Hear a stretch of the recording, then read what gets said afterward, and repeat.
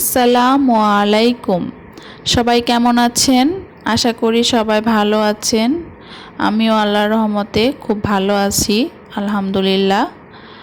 চলে আসলাম আজকে খুবই স্বাস্থ্যকর এবং মজাদার একটি শরবতের রেসিপি নিয়ে।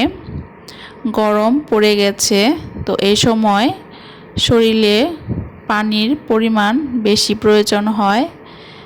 এই সময় স্বাস্থ্যকর শরবত খেলে শরীর ভালো থাকে, পানির ঘাটতি পূরণ হয়।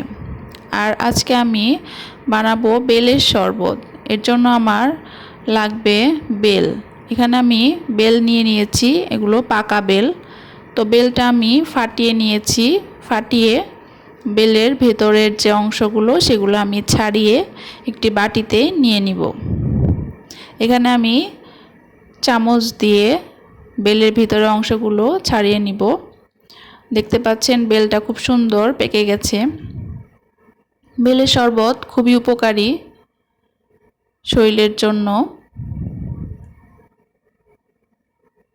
এটা বানাতে একটু ঝামেলা হলেও খেতে কিন্তু ভালোই লাগে এবং খুবই উপকার।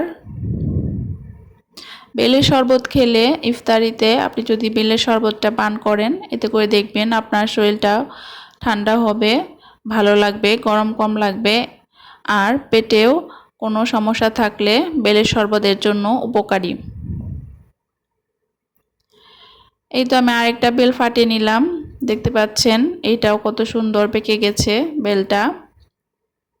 বেল, পাকা বেল এমনিতেই মিষ্টি হয়, কিন্তু আপনি যদি একটু মিষ্টি করে খেতে চান তাহলে এখানে গুড় ব্যবহার করতে পারেন বেলের শরবতে।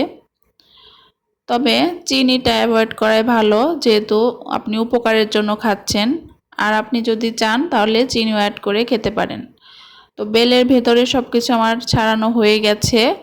এখন আমি সামান্য পানি নিয়ে খুব ভালোভাবে চটকে হাত দিয়ে বেলের ভেতরের যে আঁশগুলো থাকে সেগুলো চিপে চিপে আমি আলাদা করে নেব।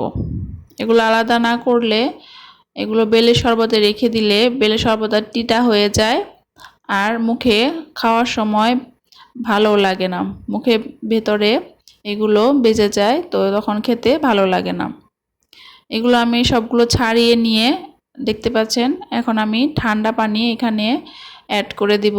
তো কেউ চাইলে এরকম ঘনও খেতে পারেন। সামান্য একটু লবণ দিয়েছি আমি টেস্টের জন্য। তো এই তো আমি এখন পানি দিয়ে দিলাম।